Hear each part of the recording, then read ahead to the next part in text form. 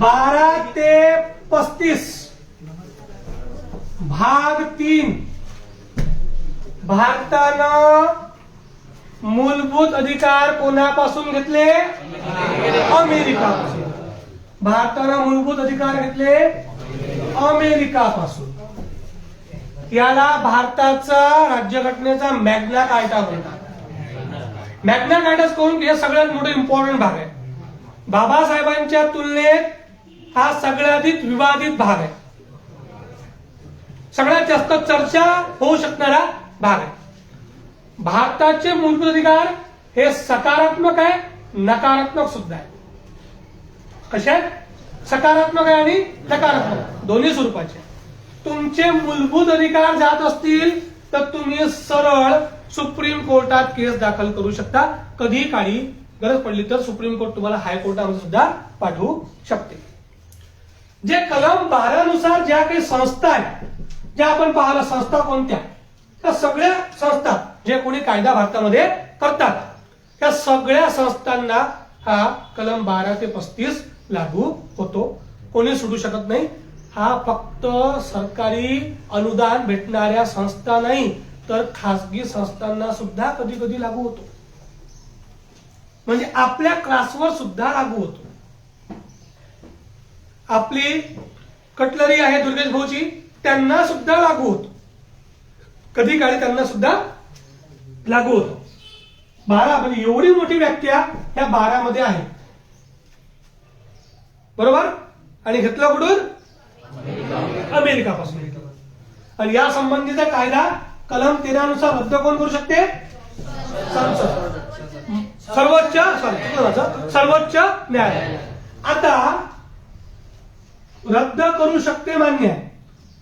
हा व्यक्ती एखादा भारतीय आहे. या भारतीय व्यक्तीला सुद्धा हे अधिकार भेटतात.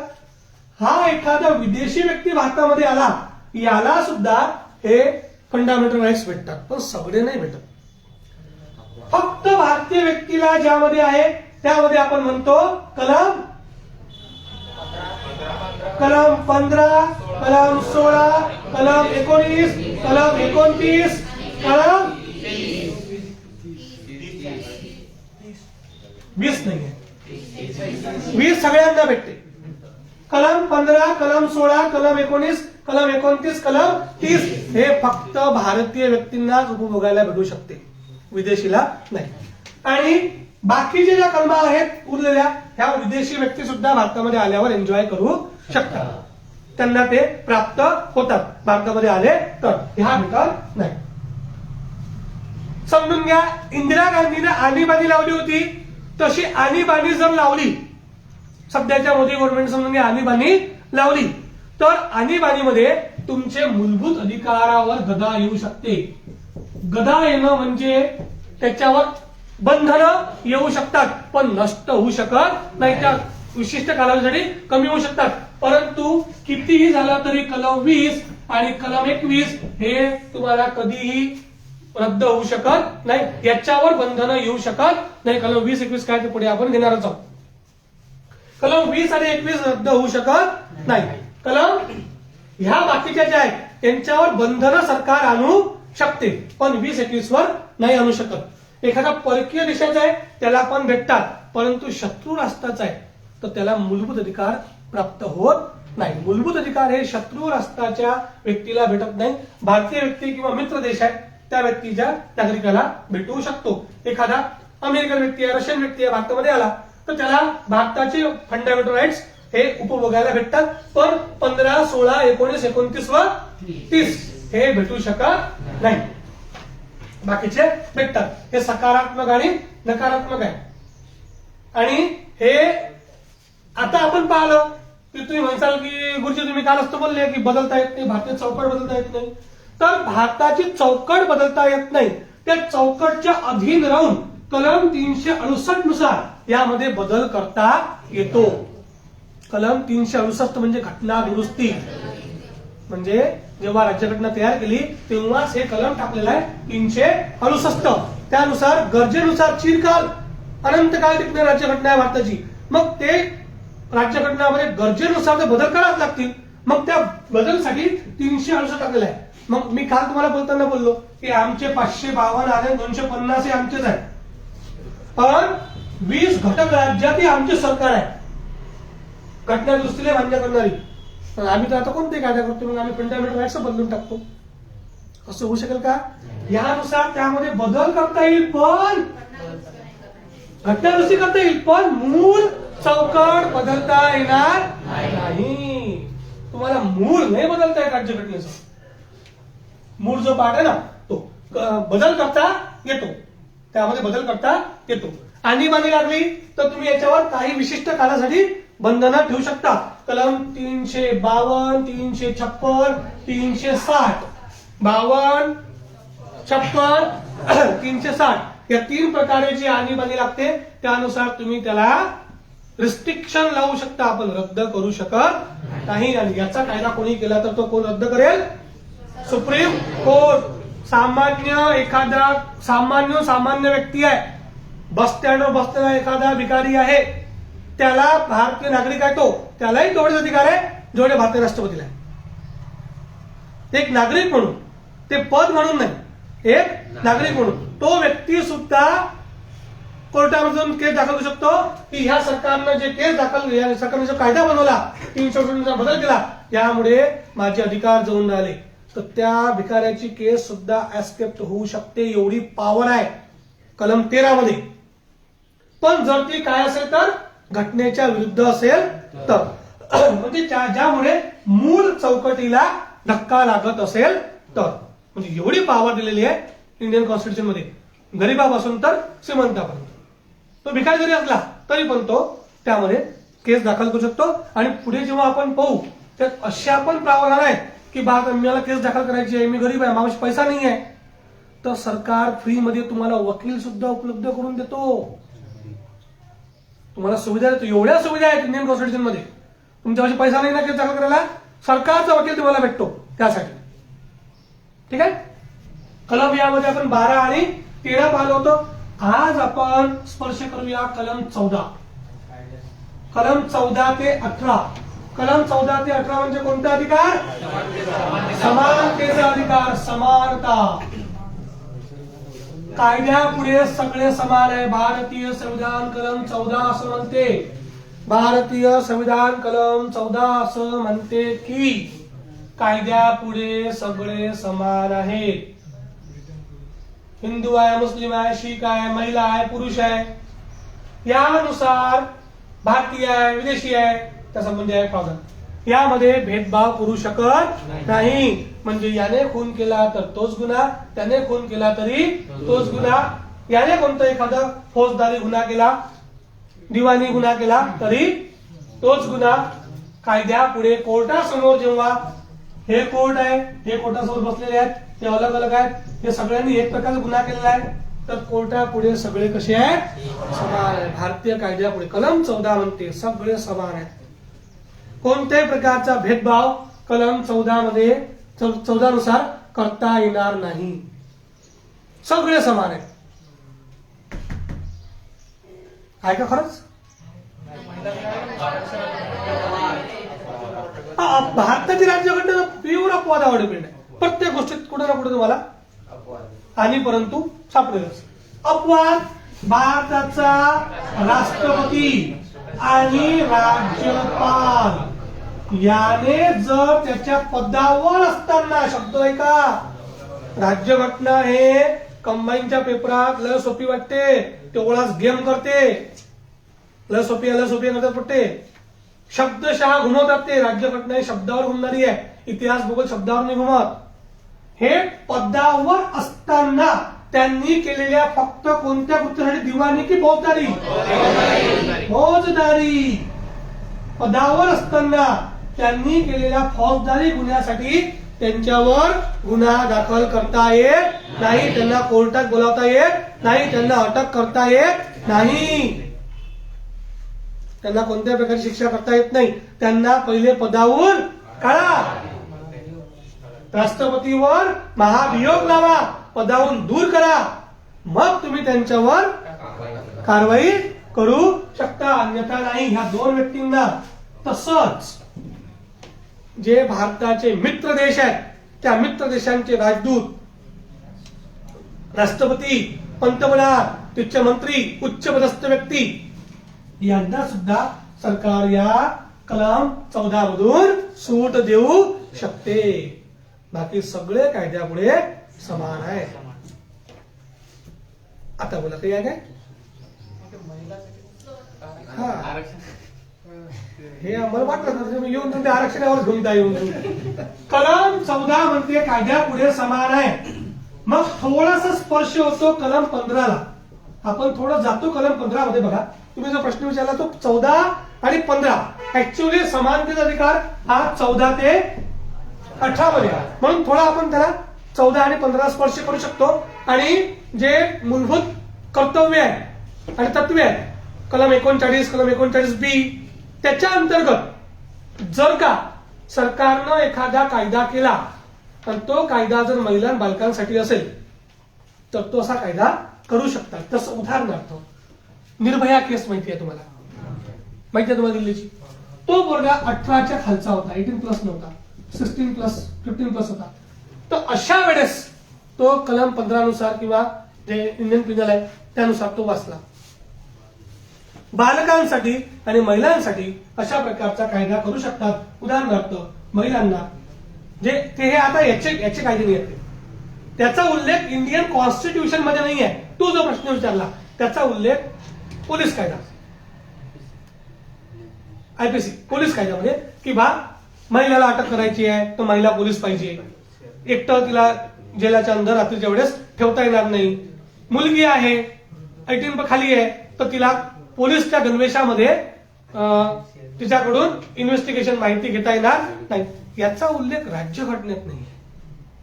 तुम्ही कुठे गेले? Police department. कळलं का? आपली कलम 14 काय म्हणते? कायद्यापुढे सगळे समान आहे. नवऱ्यानं बायकोले मारलं पण बायकोनं नवऱ्याला मारलं तरी समान नाही. पण सध्या लक्षात घ्या, याच्यामध्ये महाराष्ट्र टॉप 1 वर चाललेला आहे. सध्या सगळ्यात जास्त बायको नवऱ्याला मारलेले असे गुन्हे होऊन झाले. वाचला का पेपरात? आता चालतो. आज वाचलं असेल ना? बायका काल वाचतात, त्याच्या कामात थोडी येते. आणि म्हणते आपल्या कामात फोड्या म्हणतात त्या कालच्या पेपर नाही ना काय? हा, बेकार काम आहे.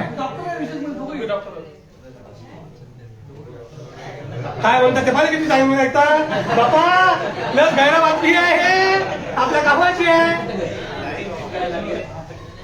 आपण लाईव्ह आहोत ते चुकीचं बोलून आलो काय? आहे तो कायदा आहे, आपण घटनेत बोलून आलो. नाही भाऊ, तो मला आठवण करून देते. पण आपण चुकीचं नाही म्हणून कायदा पेपर झालो. कायद्यापुढे सगळे समान आहे. कलम 14 कायद्यापुढे सगळे समान आहे. पण राष्ट्रपती आणि राज्यपाल. आता मला अशी अपेक्षा होती की तुम्हाला प्रश्न पडला असेल फौजदारी म्हणजे काय, दिवाणी म्हणजे काय. पण विचार अशा कधी लोकांना झाल्यावर फौजदारी म्हणजे कोणत्या स्वरूपाचा गुन्हा आणि दिवाणी हे 2 असतात. फौजदारी म्हणजे कोणता? सांगा हो,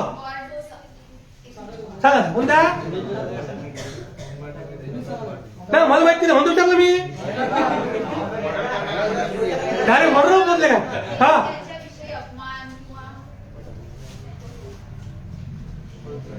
दिवाणी म्हणजे पैसा, पैशा संबंधी आला तर दिवाणी, आणि पैसा सोडून बाकी आला तर फौजदारी. समजलं? तर फौजदारी गुन्ह्यासाठी, दिवाणी गुन्ह्यासाठी नाही. बरं, कायद्यापुढे सगळे समान आहे. मान्य आहे मला, त्याला बोला कायद्यापुढे सगळे समान आहे. कलम 14 म्हणते कायद्यापुढे सगळे समान आणि फक्त राष्ट्रपती आणि राज्यपाल यांनाच फौजदारी गुन्ह्यामध्ये सूट दिलेली आहे. मग काल सोरेन हे जे ईडीने चौकशी केली त्यांना अटक केली, मग ते कसं कसा होता खटला? का दिवाणी खटला आहे. पण दिवाणी खटला असला तरी मुख्यमंत्री पदाला असं अटक नाही करता येत. दिला का राजीनामा? दिला का राजीनामा? राज्यपाल झाला नाही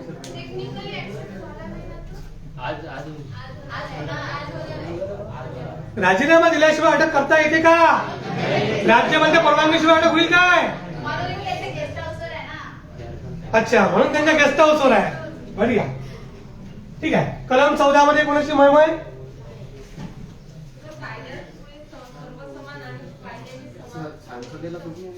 कायद्यापुढे सगळे अमेरिका. कायद्याचं समान संरक्षण म्हणजे कोणत्याही गोष्टीमध्ये कायदा समान संरक्षण देईल. म्हणजे त्यामध्ये जसं आता हा जो एक खटला आहे, यामध्ये काय म्हटलं गेलं, हा 18च्या खालचा होता. याच्या नंतर कायदा केला की आता जर तो 18च्या खालचा जरी असला तरी त्याला शिक्षा दिल्या जाईल. म्हणजे आपल्या संविधानामध्ये असं तरतूद आहे की त्यावेळेस जो कायदा असेल त्या प्रचलित कायद्यानुसारच त्याला शिक्षा केल्या जाईल. प्रचलित कायदा म्हणजे आज यानं गुन्हा केला पण आज तो कायदा अस्तित्वातच नाही आहे, तर याला शिक्षा नाही होऊ शकत. आज मग सरकारला चेव आलं, सरकारने त्या संबंधीचा कायदा केला, तर याला नाही अटक होऊ शकत किंवा त्या गुन्ह्यानुसार नवीन गुन्ह्यानुसार सजा नाही होऊ शकत. जुन्या प्रचलितनुसार सजा होईल. त्याला संरक्षण दिलेलं आहे इंग्लंडच्या कायद्यानुसार आणि घेतलेला आहे भारतानं कुठून? अमेरिकापासून. कलम 15. हो, फौजदारी दिवाणी कोर्ट पण वेगळं असते आणि त्यांचे विशेषतः वकील पण वेगळे असतात. आणि मोस्ट ऑफ दिवाणी खटले हे आपल्या तहसीलवर कलेक्टर पैसे चालतात. माहिती असेल तुम्हाला तर. जमिनीचे वाद, बहीण भावाचे वाद, जमिनी संबंधी पैशा संबंधी वाद हे कुठे चालतात? कलेक्टर पैसे चालतात शक्यतो. दिवाणी आणि फौजदारी. कलम 15 लस खतरनाक कलम आहे. कलम 15 काय म्हणते? धर्म, वंश, जात, लिंग. धर्म, वंश, जात, लिंग या आधारे भारतामध्ये कोणासोबतही भेदभाव करता येणार नाही. तरी बाहेर एसटी मध्ये 2 सीटा राखीव असतात. किती असतात? 2 तिकीट. हा, अर्धा तिकीट आहे. अर्ध्या तिकिटावर येतीलच वाटलं मला पचीलच नाही ना. गर्दी वाढली. पहिले लिगल करून घ्या, मग तुमच्या ज्या गोष्टी आहेत त्या पहा. कलम 15 म्हणते धर्म, वंश, जात, लिंग यानुसार भारतामध्ये कोणताही भेदभाव करता येणार नाही. विशेष संपला. धर्म, वंश, जात, लिंग. तो या धर्माचा आहे म्हणून, तो या जातीचा आहे म्हणून, या वंशाचा आहे म्हणून किंवा स्त्री पुरुष आहे म्हणून यानुसार भेदभाव भारतामध्ये करता येत नाही. कलम 15 असं क्लिअर नमूद करते. पण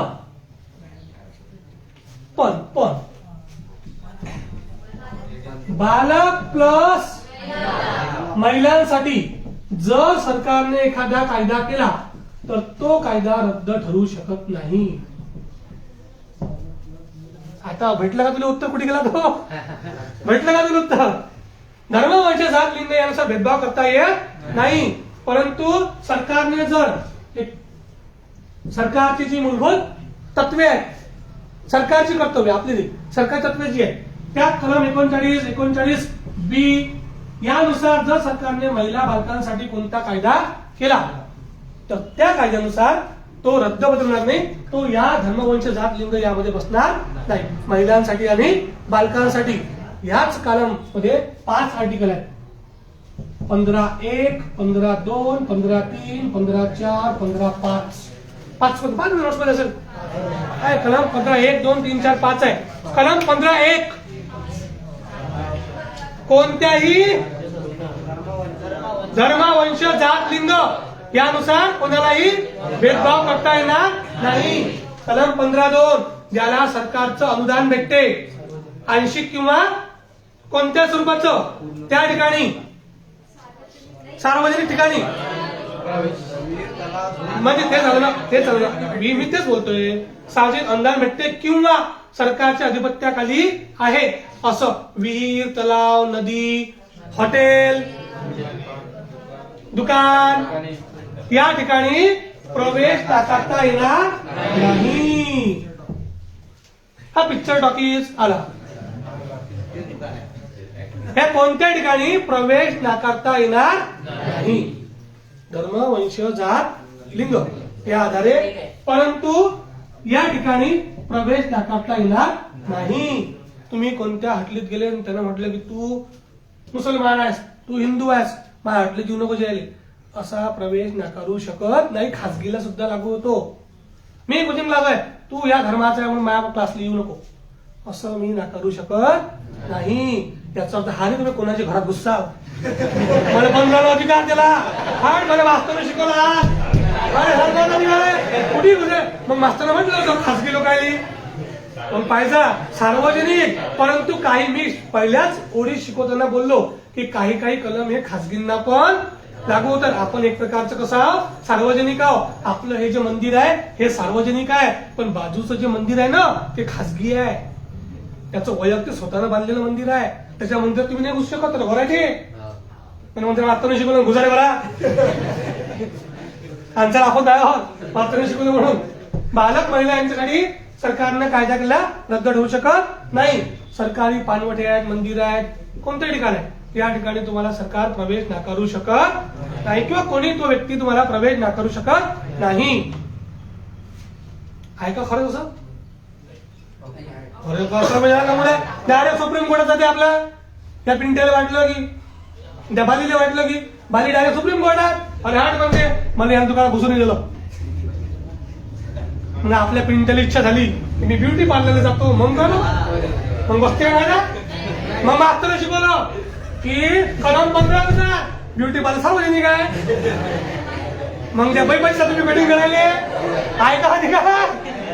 कोण नाही कलम 15 म्हणते ना. आपल्या काय खासगी बागा खासगी नाही आहे का? बागा सार्वजनिक आहे का? ते दुर्गे नॉवेल्टी काय खासगी नाही आहे का? एखादी हॉटेल आहे ते काय खासगी नाही आहे का? मला कोण आहे तुला? मग ब्युटी पार्लर काय स्वतःचा कायदा करून ते प्रतिबंधित करू शकतात. जाईल एखादा ब्युटी पार्लर जातो मी तिच्या पाहिजे मिळाले पाहिला काय काय म्हणजे मग तिकडची एखादी जाईल जेंट्स पार्लर मध्ये असं नाही होऊ शकत काय? हे पहा कायदा कोणासाठी आहे? बालकान महिलांसाठी कायदा करण्याचा अधिकार आहे. ठीक आहे, मग ते जाऊ शकत नाही. पण जेंट्स पार्लर मग लेडीज बाया येऊ शकतात की नाही? कोण भारतात जेंट्स लेडीज भारतात बाया आहेत ना अशा की जे जेंट्स पार्लर चालवतात, कटिंगचे दुकान चालवतात. पण माणसंही नाही आहेत का अशी जे लेडीज तो मेकअप करतात? तुम्ही कसं नाही म्हणता? मग तुम्ही नाही कसं म्हणता? मग नाही कसं म्हणता? मग जाता का नाही ब्युटी पार्लरले? जाता का नाही? तर त्या संबंधीचं त्यांच्या स्वतःच्या आस्थापने संबंधीचे नियम ते स्वतः बनवू शकतात. तर एखाद्या पहिले वाटेल की मी आज बारलेत जातो, अधिकार आहे. आपल्या आकोटात नाही राजू, नाही आकोटात बाया जात नाही, भेव लागते. पुण्या मुंबईला कसं गायला काम आहे, संगमंगल जाते ते नवरा आणते बायकोसाठी.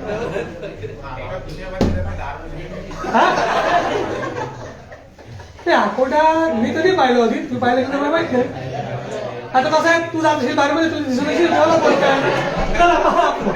धर्म, वंश, जात, लिंग यानुसार भेदभाव करता येत नाही. परंतु बालकांसाठी कायदा केला तर तो कायदा सरकार नाकारू शकत नाही. म्हणजे तुम्ही त्याविरुद्ध चौकटीचा बदल होत नाही. म्हणून सरकारनं 50% तिकीटला सोडलं. असे कायदे महिलांसाठी जे कायदे आहेत ते कायदे सरकार करू शकते, बालकांसाठी कायदे करू शकते. कलम त्यानंतर सार्वजनिक ठिकाणी प्रवेश नाकारू शकत नाही. शैक्षणिक संस्थांमध्ये धर्मवंश जात लिंग या आधारावर प्रवेश नाकारू शकत नाही. परंतु जर का ते अल्पसंख्याकाच्या आधारे स्थापन झालेलं असेल, बरोबर, तर गुणगुणून मदरशावर येतात, बरोबर ना. तुम्ही जर धर्मवंश जात लिंग या आधारावर आधारलेलं असेल, म्हणजे कलम 29-30, कलम 25, कलम 25, कलम 29, कलम 30 यामध्ये जर बसत असेल तर सरकार तुम्हाला यामध्ये नकार देऊ शकते. धार्मिक शैक्षणिक संस्था असतील किंवा त्यांच्या म्हणजे दुर्मिळ शिक्षण संस्था असेल की ज्या ठिकाणी आता अरबी शिकून झाले बा, दुर्मिळ आहे, मग अशा ठिकाणी तुम्हाला प्रवेश धर्मवंश जात लिंग या आधारावर नाकारला जाऊ शकतो. कलम ते पुढच्या कलम आहे. फक्त आपण एवढा कोण झालो की धर्मवंश जात लिंग या आधारावर प्रवेश नाकारू शकत नाही. कोणत्याही संस्थांमध्ये संघटनांमध्ये तुम्हाला प्रवेश नाकारू शकत नाही की आमची अमुक संस्था आहे यामध्ये आम्ही यांना घेत नाही, अशा प्रकारचा प्रवेश नाकारू शकत नाही. कलम 15. अजून काय कलम 15 मध्ये ते सांगितलं मी तुम्हाला का शैक्षणिकदृष्ट्या मागासलेल्या अशा घटकांसाठी सरकार कायदा करून तरतूद करू शकते. म्हणजे आता आलं ते आरक्षण 35%, 27%, 12%, 5%, शैक्षणिकदृष्ट्या मागास घटकांसाठी तरतूद करू शकते, कायदा करू शकते. ते कायदा यामध्ये बसणार नाही. म्हणजे तुमचं आरक्षण कायद्यात बसते, कलम 15 मध्ये बसते.